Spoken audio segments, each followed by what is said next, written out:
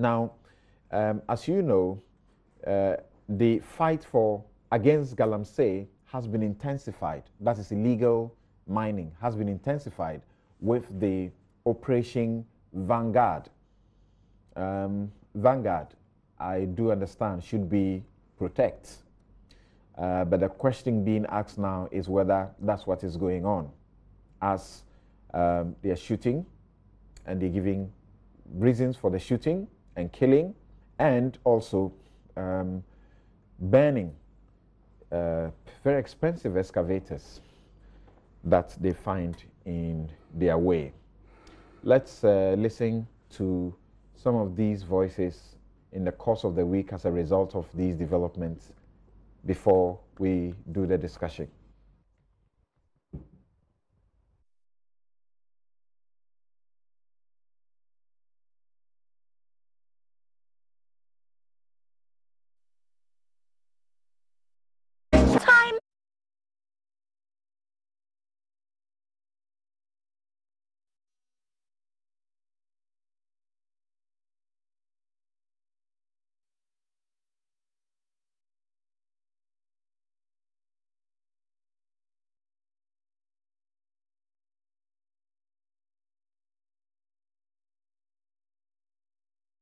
The sounds to you. This is when the Operation Vanguard was launched, and you can see the armored vehicles and the soldiers who were parading there. And then this footage must be the community where the shooting occurred. And the woman who lost the son, I suspect she's the one now, speaking. Well, in the absence of the sound, I think we can continue. We can just stop this and continue with the discussion here in the studio. Thank you very much. Now, on the issue of this particular operation, I'd like to start with you, Mr. Kwame Jantwa. What do you make of what this team has done in the week after it was inaugurated? Sammy, when this whole thing started with regards to trying to stop Galamsey, the first approach was a soft approach, where government was looking for all Galamseyers to heed to what the Minister of Mines and Energy, or Mines, was saying, that we are determined to stop Galamsey, we are determined to make sure that Galamsey is eradicated, we are determined to restore our water bodies. We are determined to make sure that this menace is scrapped. Sorry. Now, although that soft warning was given, you could see that there were still people doing Galamsey in the night. There were still people flouting that direction that had been given. And so, obviously, the president, in his own wisdom, has staked his next election on Galamsey. He doesn't care. He said, and I quote, he doesn't care whether he wins the next election or not because of Galamsey. He's going to make sure that it is stamped out. Now, the army and police task force has been put in place because it doesn't look as if the Galamseyers were listening. There were still pockets of people, going ahead and doing what they were doing. In fact, I, on one of our PIAC visits, went to the Ofinsu district, and one of the ABFA projects that we inspected, just behind it was the Ofin River. It was all muddy, huge stretches of it. And really, we can't sit for this to go ahead. And so for me, yes, it is a shame that people have died, but it is to be expected. The task force will not stand there when stones and bottles and sometimes guns are being shot at them and thrown at them. They would not, no matter how they try to give warning shots and warn the people, it is likely that we're going to have this kind of situation happening. And it's a shame, and it's sad that it's happening, but I don't foresee it stopping. It will happen again because there are some who feel that they still, because there are no jobs in their localities, in their communities, Galamsey is all that they know and they'll still go ahead.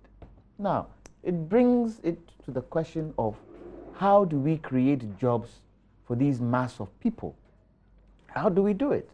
How do we even start finding the money to reclaim what has happened to the lands in those areas and even get the land to a certain position where we can say, you Galamseyers, all those of you practicing Galamsey, go into agriculture.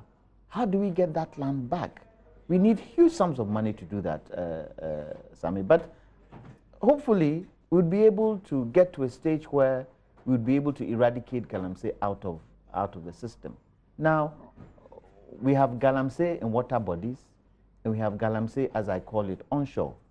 That on the onshore bit, you get legal small-scale miners. How do we put that into context? How do we put that into perspective? All these things need to be looked at. The first point of call at the present moment is to eradicate Galamsey water bodies. That's the first point of call. And that's what the task force is supposed to hopefully do to make sure that it does not happen again. But then there are the other things that I feel should go hand in hand. What the task force is doing, how best we are going to get small-scale legal miners to do the right things, what kind of laws and regulations we put in place, and most of all, how do we monitor that small-scale miners are doing what they're supposed to do so that they don't spoil the landscape that we have. Very important issues. And I don't see the life of this whole event ending in 4 years, because it's gone on for quite some time. We sat back, did nothing about it, and we're trying to do something about it, and it would outlive this current government. The other thing is that the next government that comes in, if it's not the MPP, another government comes in, will they have the wherewithal to continue? Will they have the wherewithal to know that what the previous government started is a good thing for this country? It's open season. Let's see whether the next election, 2020, if a new government comes into power, whether this thing will continue. But most of all, the government in power now should make sure that they put the right laws in place, and those laws should be seen to be implemented. That's one great disadvantage we have in Ghana. We have so many beautiful laws, but the implication of those laws and putting it into action sometimes becomes a challenge.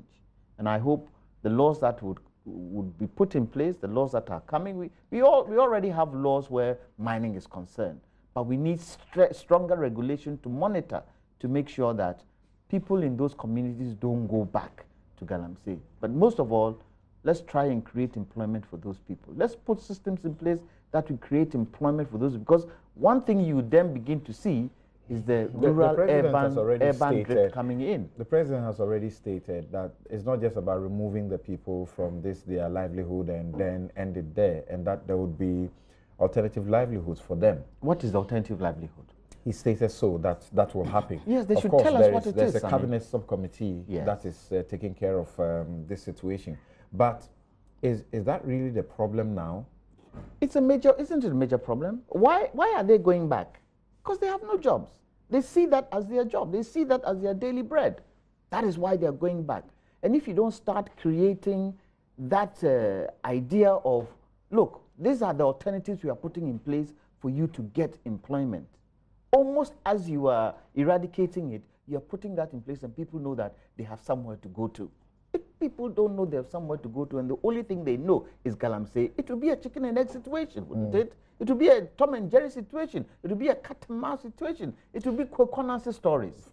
When you started, do I get you to understand that it started with a soft approach, and so now putting Operation Vanguard there is to escalate it in a way that is expected because people were not, heeding, and so it's okay if they have to shoot to do what they have to do. No. And it's okay to take these excavators and bend them. No, it's not okay for them to shoot, but when they are shot at, when missiles are thrown at them, when stones and bottles are thrown at them, should they just stand? Should they just face the shooting? Because those in those communities who are doing Galamsey, they have arms. And probably that is one thing the police haven't been able to do, to make sure that they are able to take these arms from them. But Sammy, you won't sit there. You won't sit in your house. If an armed robber comes into your house and is shooting at you and you have a gun under your pillow, will you not fire back? You protect yourself. It's called self-defense. Exactly. I would not stand, if I were a soldier, for somebody to shoot at me first and die before I shoot at the person. I will defend myself. But the most important thing is for the people to know that, okay, they are taking away my livelihood. However, this is the alternative they're putting in place. Let me try it. But if there's a gap and there's nothing there for them to go to see that, oh, even if I'm not doing Galamsey, I can do farming, I can do this, I can do X, where do we stand? It will be a vicious cycle. Okay. In terms of burning excavators, well, the excavators weren't supposed to be there in the first place. What does Ayariga say about what this team has done so far and how the process, after this team was put in place, how the process has gone so far? Galamsey, mining. I think it is important. Mining, I'll call it mining. Galamsey too? It's mining. Not illegal, there's no illegality in that. It is important to understand the problem. If you understand the problem, then you may be on the path to being able to define a solution. Many people discuss mining, illegal mining, Galamsey, without really appreciating the dynamics of it.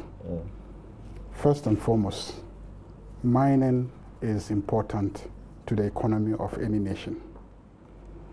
And there are systems and structures in place to make sure that mining is done legally and it contributes to the economy.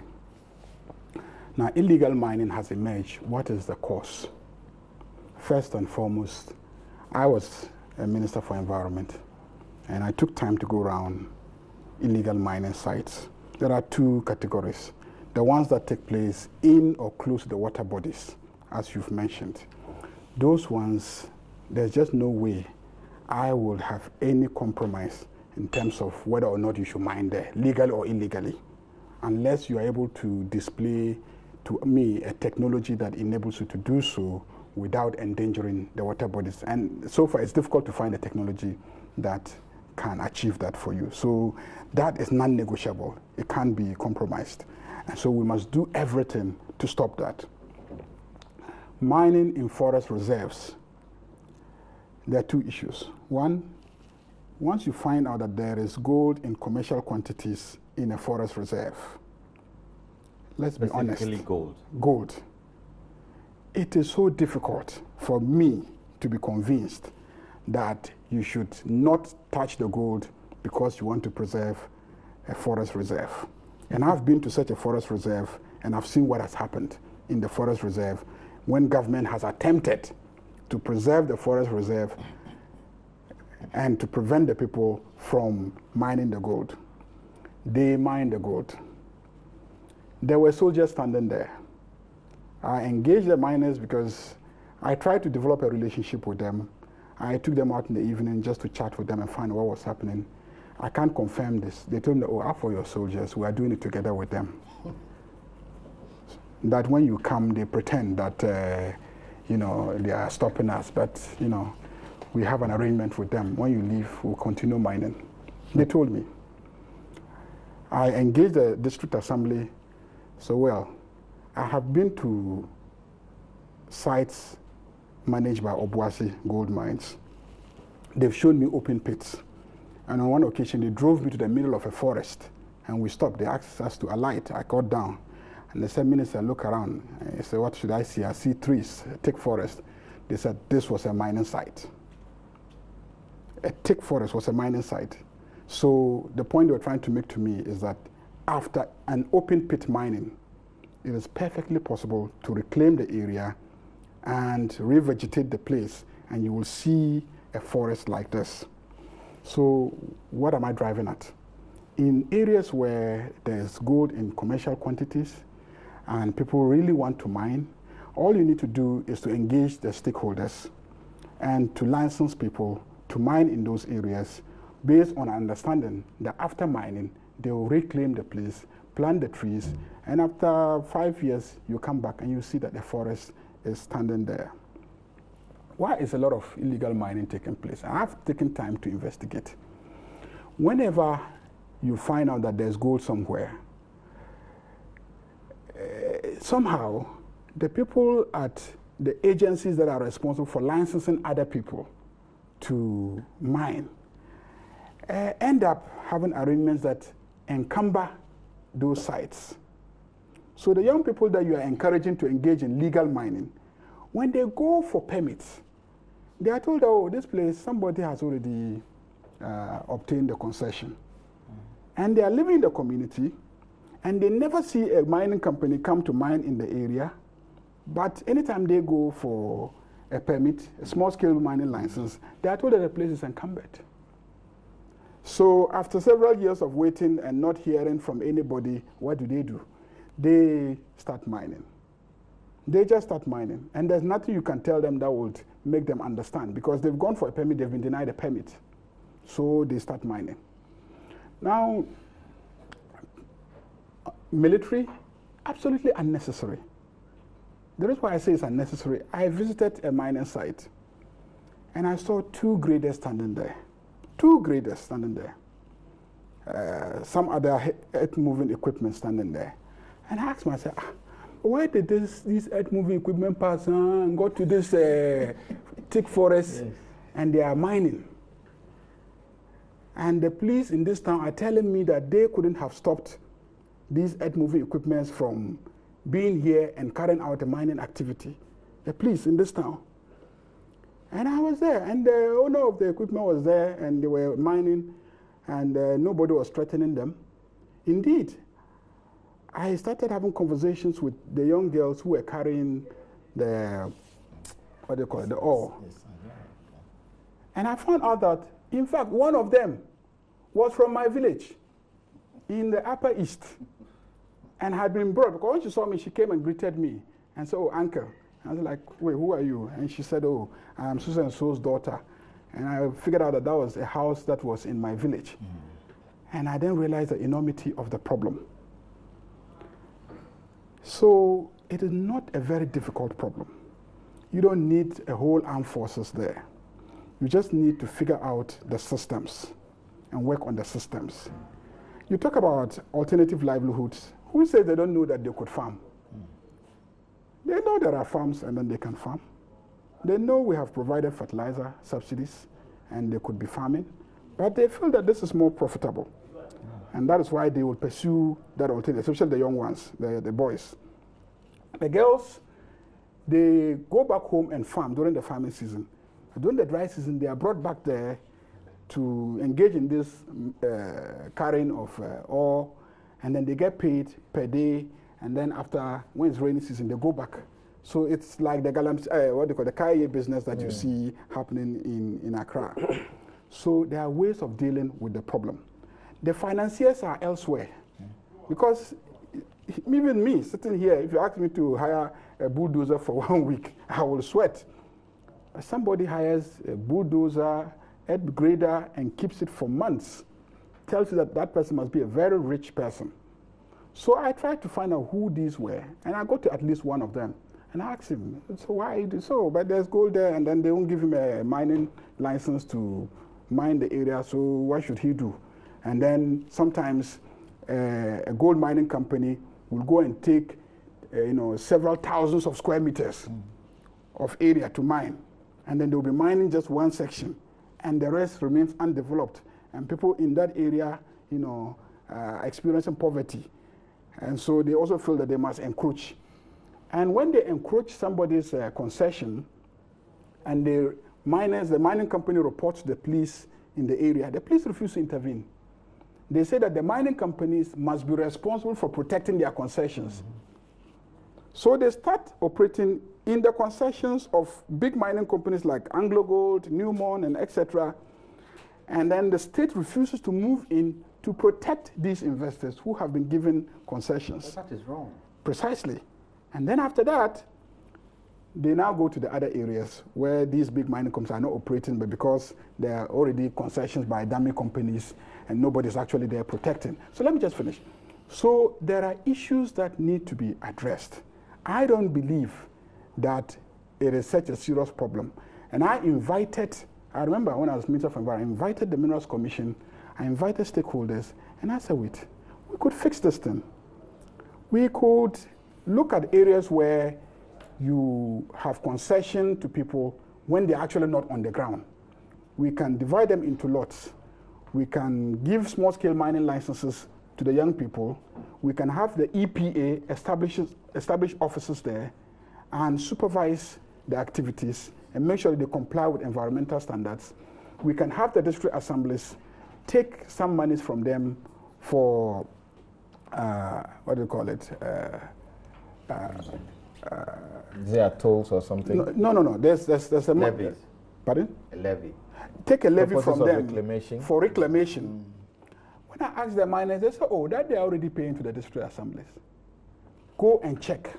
You will find out that the district assemblies are already collecting the reclamation money from these so-called illegal miners. And what's happening to that money? So they find it difficult for you to classify them as illegal because they are already relating to the various assemblies and paying some monies to the assemblies. You go to the accounts of the assemblies and these monies are not reflected. That's a rather serious, Yes. you know. Yes, so that's the point. The point I'm making is that More deeper investigate, probe, try to understand the problem first before you will deal with it. And by the time you go and there are thousands of people, thousands of miners don't just come to a place overnight. No, it starts with two people, yes, but 3 people, yes. 4 people, 10. But and you're telling me that a district assembly... You seem to suggest that we don't need this task force, military task force to go into this. But we are told that these guys are armed. Exactly. And the police is unable to, as it were, succeed against them. So we need these guys who can also go and show them, you know, firepower if need be. Now, let me say something. The PR for the task force, Major Garba Pabi, says that before we came, I'm quoting him, there were talks that they will not stop their activities in the Ashanti region, and they will not allow us to intimidate them. If it is because of that this thing happened, that's the death of the young man, then it is rather unfortunate. Our aim is not to come here and attack people. We have the right to protect ourselves, but we will not go out and be shooting people unless when we come to arrest you, you fire at us. Then we will retaliate. So these are people who will shoot. You need such, you know, equal force to meet them. The point is, when the situation has degenerated to this extent, of course, for a particular spot, you may want to send soldiers there to go and disperse them. And I can perfectly understand a situation like that. The point I'm making is that look at the problem, try to analyze it, and try to find solutions that address it. Otherwise, you position the soldiers, are you going to station them permanently forever there? How long can you station soldiers at every location where there's illegal mining activity? Do you know the overall cost to the state? If people are dying and machines are being bent, you'll advise yourself not to get there. Oh, is this the first time machines have been bent there? Is this the first time machines have been confiscated at illegal mining sites? Have you forgotten the operation that was led by Honorable Yusuf Husseini and his team? What didn't they do to machines? What did they do to machines? They bent them. They bent them. They seized them. The present regional chairman of the MPP in Ashanti region, didn't he go to court? He went to court in respect of some machines of his. Chairman Wuntumi. So the point I'm making is that why do you keep doing the same thing every day and not yielding Should you ban these results? machines? That is What wisdom is there in that? definitely illegal. But that's the point that you are making. The point you are making is that maybe that will intimidate people into not engaging in illegal mining activity. I'm saying that it hasn't yielded results. You've done that, it hasn't yielded results. It is illegal, it is wrong. If the person goes to court, he will get a remedy, and you are a lawyer, you know that, and then it will be cost to the state. So definitely that is wrong. Okay. Even for the soldiers shooting, I'm sure that if the family goes to court and they have good lawyers who, you know, fight their battle, their case well, it's most likely that they would have they will be able to convince the courts that you know, shooting that person is not appropriate, because I know that under no circumstance should a soldier just shoot somebody, because soldiers are so well trained that the first thing you have to do is to shoot to scare the persons to run away. If they are firing, you have to shoot to maim and disable them, and you have to immobilize, and you have the skills and capability of doing that. And so as a soldier, you will have a hard time proving that it was necessary for you to shoot to kill. Okay. We don't know the circumstances. That's what I'm saying. That's what, so if they have a lawyer, right. If they have a good so lawyer, let's hear from the Deputy Attorney General. And then let's get a take of the Deputy Attorney General on these developments. Let me conclude on this. I am not in any way making excuses for illegal mining, but I'm saying that having been involved with the problem, I think that it's a very complex one, but the solution is not, you know, unleashing soldiers onto the people. Okay. We have to deal with our own systems first, all right, as a state, yeah, and then we have to make sure that the law enforcement agencies that are already spread across the country are doing their work.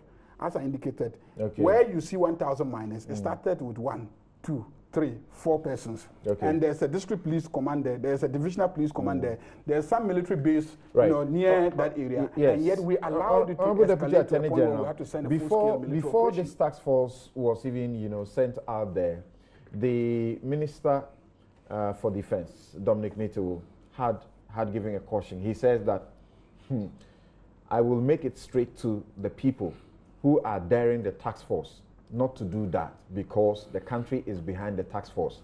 Don't dare them. It will not be in your interest to dare them. They will do everything and anything to make this mission a success. So, Operation Vanguard has taken a cue. Anybody who dares them will suffer. Well, our country is not a country of men. It's a country of rules. Our country, we have the rules of engagement, and we have processes that we need to trigger in any circumstance that we find ourselves. I listened carefully to my brother, the Honorable Ayariga.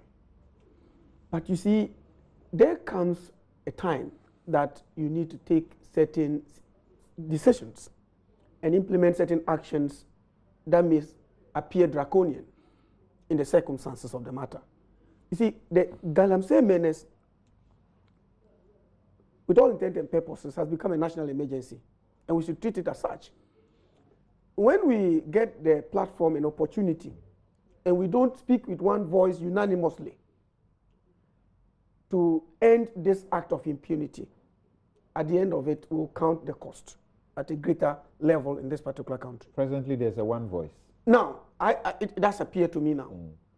I say this because, you see, Samson, if a robber takes a gun and shoots at a person and kills the person, you go engage in Galamsey, and you use cyanide and mercury carelessly and pollute water, people go and drink and die. You've both killed. And I can tell you that the number of people, if we don't take care, who will die out of these activities of Galamsey in the years coming, if we don't take the fight to another level, could be horrendous. I tell you. Because it's a systematic approach that we sit back and watch people. Are endangered. We have been told about all of that. We sit back and watch people conscript themselves into groups, saying that it's a means of livelihood. If in your attempt to live, you are going to cause the death of another, that means of livelihood must be stopped. And that's what is going on. Because, you see, I personally, I come from a background where I think that we must do much more as governments in Ghana. But at the same time, we should not condone what is wrong. Galamsey is an illegal activity, as my brothers have unanimously agreed, and it should be treated as such. You see, Samson, if you look at these water bodies, and I said this once upon a time on this your powerful medium, I stated that I watched a pictorial view of two rivers. Right. You recall, I said I it remember here. that, yeah. One in China and one in Ghana. And the one in Ghana was so polluted and bad that even a healthy animal will not drink from it. The one in China was so beautiful. But you have certain people from that country who will come here put machines right in the river and recklessly destroy this with the connivance of people from Ghana. Then we sit back and say that livelihood sustenance. What are we doing to ourselves? The long-term effect that we are going to have is that we're going to have strange diseases, we're going to record strange deaths, and then we'll spend so much money again to find a cure and treatment for these diseases. And all these things will boil down to the fact that we've watched over the years. And we're looking at having to import water in the next 10 years. Absolutely. An absolutely avoidable and circumstance.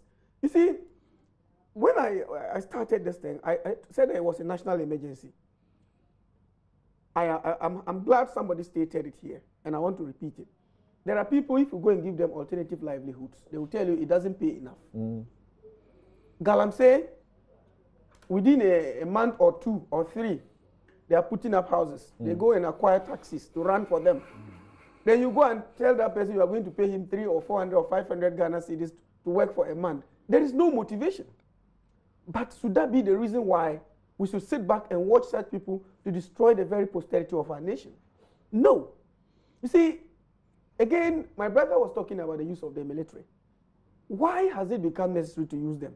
Because over the period, the dialogue and other things that we've engaged the people in has not worked. We talk to them every day, and they even engage in blackmail. Oh, you chase us away. We are waiting for you. 2020 is coming.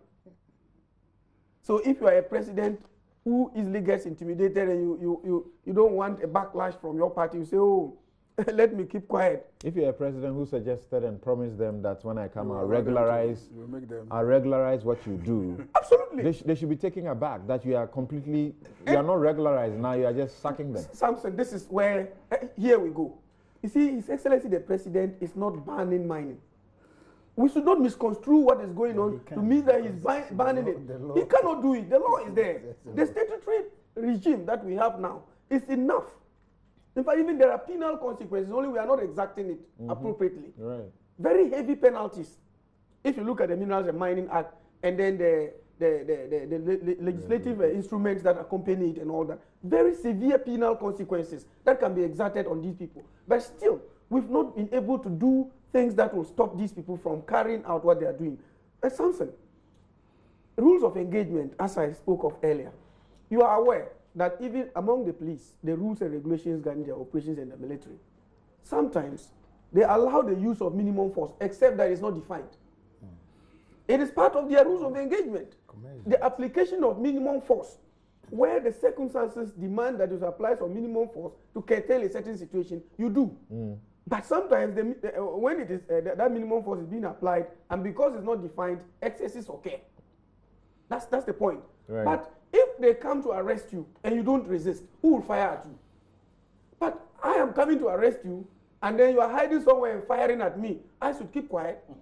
You see, if you look at some suggest this is a military that's been angered already by the killing of one of their own colleagues.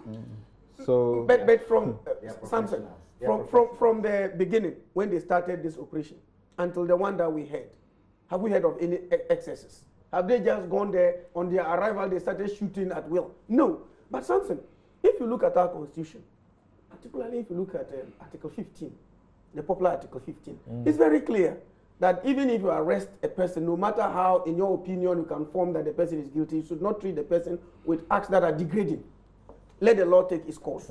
So that particular aspect, I will say that the military should apply whatever rules that they are engaging these people in with circumspection to ensure that there are no infractions to our constitutional provisions.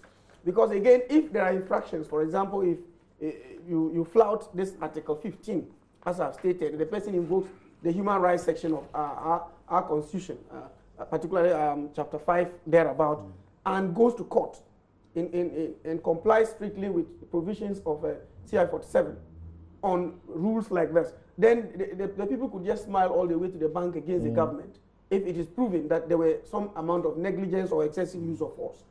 Apart from that, I will say that all of us, as I have said, should unanimously support what the military are engaged in, only caution them to be circumspect in what they do. so that at the end, nations yet, generations yet unborn will have good things to say about us. Otherwise, we engage in political patronage and then holier than thou attitude and actions, and then we perpetuate this illegality, and then later on we'll be counting the heavy cost of our inability to act. We must, as a nation, act now and let posterity judge us for good. Otherwise, I can tell you, as you rightly pointed out, 10 years from now, the society will be so devastated that whoever is there at the time as president or whoever is governing us at the time will have it very, very difficult to implement. How do you react to the criticism about the burning of the equipment? You see, I think that there are also processes. The rules are very clear that some of such equipment can even be confiscated to the state. So there's no need to burn them. You have to protect these things, get them to a safe location, and if the appropriate legal regime is triggered, and then you get court orders appropriate enough, you can get those items for the state, and then we can dispose of them, and the proceeds go to the state coffers if the appropriate processes are followed. Or if even you are releasing it to these people, you let them get the appropriate legal documentation to engage in the business. But finally, something, you recall you talked about promises. The president did not promise anybody, and I never heard him, and he has never done so, that when I come, Galamsey will be allowed to persist. He never said so. So the small-scale mining law is still in operation. Right. He even stated over the week that foreigners are not supposed to engage in this, and that is by law. Right. It is meant to be the exclusive preserve of our indigenes here in Ghana. So go and apply. As my brother stated, I have worked with a mining company once upon a time as legal advisor. As he stated, those bottlenecks are there, where you go and find that they apply and then they say the land is incumbent and all. But put yourselves in groups, because definitely if you have a minimum of 25 acres for a small scale mine, I don't put yourselves in groups and you are 1,000 of you and each person wants to have a concession onto your own. You cannot get that land. All right. It is impossible. So put yourselves in groups, apply, go through the processes and get the license. Then you are regulated, so that if there is anything that you do contrary to what you are supposed to do, then the rules will take their course. Okay. And So why? Before Yao comes in, can you read again what the defense minister said? Because for me, it sounds as if it is a ticket to use force by the task force. The content of what he said, don't get in their way. They might feel that they have the opportunity to use excessive force if they have to. And what he said was actually repeated in similar words by the Ashanti Regional Minister, right? Exactly. So if it is something that we want to protect them, irrespective of what they're doing, then we should be very mindful of the kind of words we use, because we already know that it is not a service, it's an armed force, and they have the mandate to use force if they have to. And so the words that we use with regards to being able to make sure that this particular business is stopped, should be very mindful of. Okay. So I was asking that in view of the burning in particular, which has attracted a lot of criticism, and Honorable Mama Yaga is saying here clearly that these people, if they go to court, they are going to get, government in debt. They can't get. They can't get? They can. Oh, they can. Yes. Right. Why do you think that that path is chosen to burn? And we have been doing this not only now, we've just been doing it, and we are continuing with it. When in the law, it clearly stipulates that if it's a foreigner who is involved, he could be looking to prison terms, he could be looking to paying a fine of up to 36,000 Ghana cedis, or get 5 years in jail, or the equipment could also be seized, and then subsequently giving to state entities that need them. Yes, maybe for the one district, one down project. Yes. No, that's an interesting point. Yeah. I think that, you see, those of us coming from mining area, when my friend Ayarga was narrating the story, I really associated it with myself, because, when you see the Brim River right now, at least sometime in May when I was there, I mean, you just couldn't imagine that this was the river. But it's improving now. It's improving now. I mean, that's true. So, but in fighting crime, we should ensure that we are within law. And the Deputy Attorney General referred to the fact that some of these people may sue the state. In fact, the Constitution, Article 14 states, you can sue the person who contravene your right, your human right, the person himself. But sometimes they do it knowing that they are not going to be personally liable for infringing on our rights. The Constitution provides for it. I can decide to sue that soldier or policeman who has infringed on my personal rights. So that has to be made clear. In the police service, I understand that if the service is sued and a fine or a compensation is granted against them, they will surcharge you, the policeman, against your salary or your wages and entitlement. But we appreciate the efforts that they are making. But as Mr. Araga said, you see, you need to try and answer the question. It's one important cause that I did. Why don't people obey laws? Why don't people obey laws? And till now, I think we have still not found the answer. Because that poor, let's say, Kaya or the person selling the PK on the street, you take the PK from him today, tomorrow he is there. Not that he's inherently non-law abiding citizen, but it's bread and butter. That still is not to hold brief for those who commit crime. But it's also because when you have isolated a section of those engaging in mining to be engaging in illegal mining, even those big companies can engage in illegal mining. For example, if they don't have the parliamentary approval, they are engaging in illegal mining. If the law sets it out extensively under Section 106 and all that, those engaging in that, but normally they are associated with the small scale. We were talking about water bodies. I've made the point before. Until Section 17 of the Minerals Act is removed, which grants the big companies the power to impound, divert, and do all they can to the underground water. We are not talking about what we see with our eyes. When we don't get water in the future, it may not just because of illegal or Galamsey activities, and that is wrong, but it could also be because the big companies have been granted the license to impound and divert the underground water from its source. So you won't be surprised that the Pearl River will get dry because a big company has been given license by the Minerals Commission and then the Water Resource Commission to divert and impound the water. So you have your Pearl River here, it will get dried up and maybe deposited somewhere else. Because underground it has been diverted. It has been diverted and impounded. Section 17 of the Minerals and Mining Act. So I'm saying that what we see now are just the little that our eyes can imagine or can actually see. Let us not just concentrate only on the so-called small-scale miners. But this aspect of the law you are referring to, they need, if you give them the license to mine, they need the resources to assist them to be able to make a meaningful mining, activity. Yeah.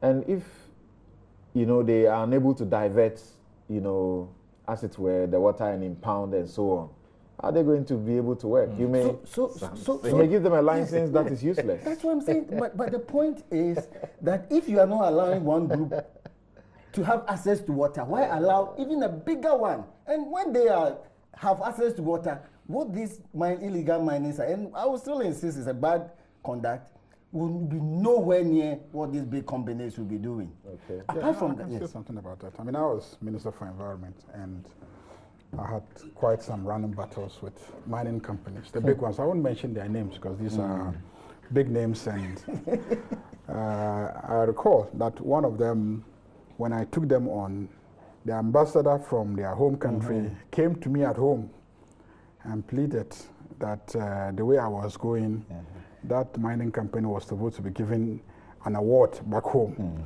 But some of the measures I was implementing and the publicity with which I was giving those measures, that company stood the danger of losing a national award. I mean, so I don't want to mention names, but what he says about the big companies, You'll be amazed that sometimes the pollution caused by these big mining companies far exceeds what all these small-scale in your shop activities now are some of the engaged machines in. that have been set alight, we'll come to and the the guy criticism that has accompanied that. Yeah. So our struggle to protect the environment must be comprehensive, not just looking at small-scale illegal activities, but also looking at the big mines and making sure that their water treatment systems of the best technology are functional and that there is effective supervision.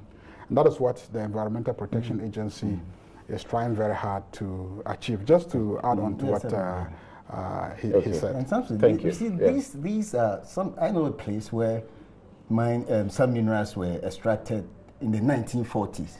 They are now experiencing the effect. Even the refined water, pipe-borne water, which they are taking, it has been found that the recent spate of death, all right, is linked to even the pipe-borne water they are taking, because the underground water was polluted. Because so we ask, where do they deposit the waste that they generate from the mining? These questions come up sometimes, and some people, experts, have said that sometimes it's better to leave the minerals in the ground. All right, that argument goes on. You cannot leave the minerals on the ground, because even this tablet that you are looking at, there are components of it that are made of gold. The cell phone you are holding, but it should be done in the right way. The mining should be done in the right way. I'm saying that components of it are made of gold. So you need the mineral for manufacturing purposes. It's an ongoing debate. Some say stay until further notice. Stay until you have found appropriate mechanism to counter the effect, whether immediate or in the future. So if we compare our statistics and we think that even with the big companies, we are not deriving the best from it in terms of maximization of the benefits, let us pause and ask ourselves, match that against the environmental degradation. Because you see, it is not even just about the environment. When minerals are found in your area, the local economy is enhanced. We are talking about farm. People will leave their farms and go and Is it really enhanced? Are you sure? Oh yes. I'm sure he has Obuasi in his mind. That's he asked you the question. I think that local economy. But there's local economy in Obuasi. No, for the locals. You know, he even mentioned that people start building.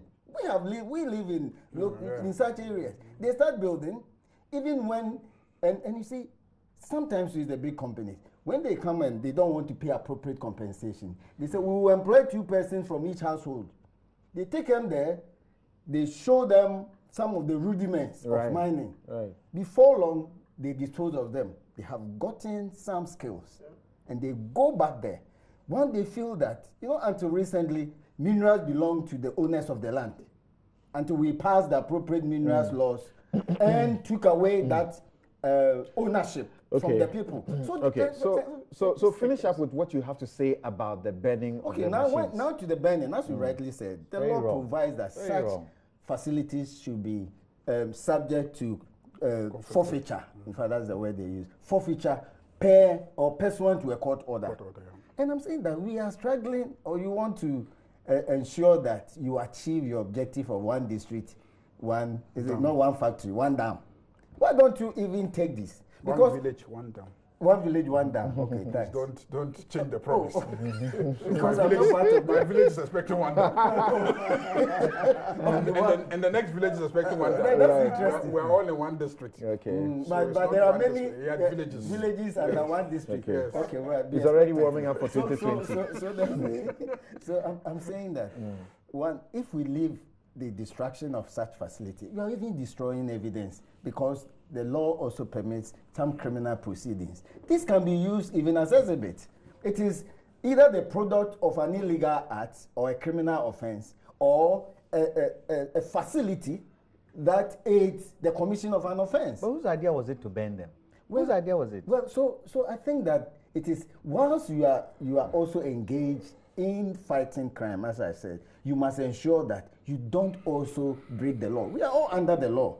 And so we should be mindful, the soldiers and the police. You see, the assemblage of these huge ammunitions, you may look at it as war, but we are not at war.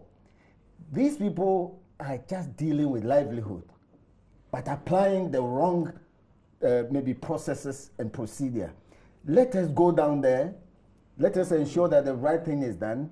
Let us get the big companies to reclaim. Sometimes it is also because the big companies left those huge holes and gaps there, and then the people go back. Yeah, but who is supposed to monitor to make sure that me these big holes and gaps are not moving? Let me give you another example. State institutions. Anglo Ashanti, I think it's somewhere in Obuasi or somewhere. They carried out an operation. Then I think they demobilized for a certain section of their concession, which was really available. And I think they followed government for several years to take that portion so that they could divide it among and share it to these small scale mining activities, locals around there. And for a very long time, the bureaucracy at the Minerals Commission, for them to relinquish that portion, it took them years. And each time I visited them, they said, look, we're trying to give this back, but then it's taken us years to process it at the Minerals Commission before we can relinquish it. You want a minute before we go on, we'll take our next break. But the question is that, you said you see, the minister... You said Nana Akufo-Addo never said he will allow illegal miners to mine. Galamsey. Oh, I'm not sure anybody has said so. That Yes, he will but allow that's what we are illegal. fighting. He wouldn't have said so. That But that's would what have we been are dangerous. fighting. Right. What we are fighting is Galamsey, which is an illegal thing. Somebody just sent me a WhatsApp of what he said, and I heard some radio stations play his voice. That one is all over the place. I saw you playing it.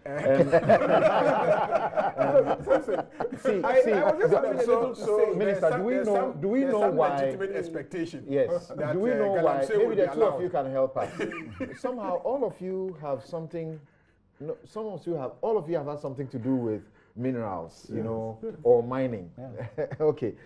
Do we know why the minister the project has successfully confiscated some machines, but for some they are setting them alight? Because there must be a reason. Because they are confiscating some, they have taken quite a lot of the machines. Why is it that in some situations they are burning them? Before I address that, I just wanted to clarify something my brother said, Lawyer Pong. He did indicate that certain provisions in the Minerals and Mining Act about underground water management by big mining companies, he finds it more destructive even than what we are talking about. You see, that is a potential. You see, we have what we call legal plundering. You use the law in a manner as to engage in things that you would not be taken on for anything. So as the law is allowed to stand as it is, the people are not flouting anything. What you are raising is a flag. That is a potential danger. What we then need to do as a nation is to look at it again, and if we need to do certain statutory interventions and amendments to cure that mischief, then we do. Because when you operate law for some time, you begin to realize that there are some bottlenecks. Impound, convey. Absolutely. Underground reservoir or water. When was that law made? Within the land. What I'm saying is that, lawyer, what I'm indicating to you is that something. This is the law. It was passed by the people's what? Representatives. Okay. So if we realize that it's unquestionable, let me help. Before you do that, normally you will have to submit an environmental impact assessment. Yes. Do we always do that? Yes. Honorable. No, they must. They must. It's very difficult. They must, but do we? They do. They do. And then the EPA will have to satisfy itself that there are allegations that some work for the exactly. At the same time, right. Consultants and these licenses, you can buy them sitting in your office without anything. Exactly. Okay. Some of your comments here. This one says that reality has caught up with the then candidate Nana Addo Danke Akufo-Addo, but as a nation, we ought to support the government in this fight. What do we want as a nation? Allow our water bodies, allow our water, our forest and farmlands destroyed? There comes a time when, as a people, we have to take some firm and hard decisions.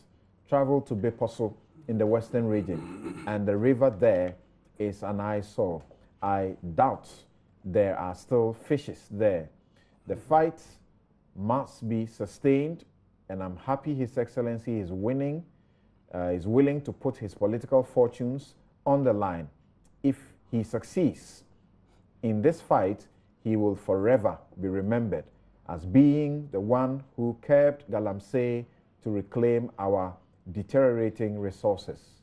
On the burning of the equipment, common sense should make somebody know that those machines can be confiscated and kept for government use on its projects. That again is from Citizen Dennis. Your message is too long. That's where I can end. And I've also happened to work with some of these those who rent these machines, and for most of them, they actually are renting the machines. They are not. They don't own them, and we go just burn them. Well, that's something, and it's expensive. Some of them actually go get them from other countries. They don't get them from Ghana. They go rent them from elsewhere and bring them to the country. So maybe we want to look at that once again. There should be law to support the burning. I am all for it. That will be faster way of bringing down Galamsey. Samuel Adonte Bediako. Anane Frimpong Kwabena says that I think Honorable Ayariga's submission is excellent on the Operation Vanguard. Government should give my friends rules to guide them in their mining. Remember, President said mining has been part of our history. Then Newton Kwesi says that, he says it's Efo Newton from Mankraso. Okay, he says that it appears as we are now living in the ghetto. Is the burning of excavators the panacea to resolving the problem of Galamsey? Are those excavators not having owners? I think we must be serious as a country and stop reducing the livelihood of some people, Ghanaians, to such negative index. All right, so JB in Sawam, okay, you want us to quickly hurry to the NDC issue. We'll take care of it for you shortly. And then Seydu Al-Hassan says that it seems the world has moved from the era of military taking over power to the era of hacking of elections. Hope we find solution to it before it gets out of hand. Haj Idrisu Mustafa says, one allegation, okay, you are hurrying to Valerie Sawyer, we'll get there.